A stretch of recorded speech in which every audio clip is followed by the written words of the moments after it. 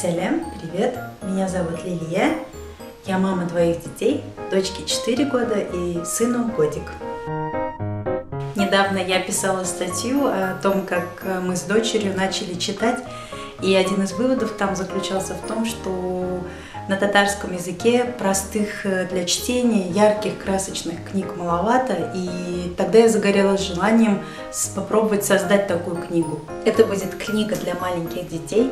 В книге речь идет о девочке по имени Бану, о ее приключениях, о том, как она познает этот мир. Бану живет в городе с родителями, и однажды с папой они идут в парк, и там начинается ее приключение, которое будет описано в книге.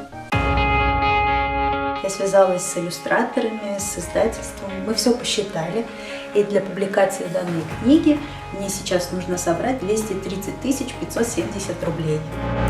Тираж 1000 экземпляров, и если книга окажется успешной, то я планирую создать целую серию подобных книг.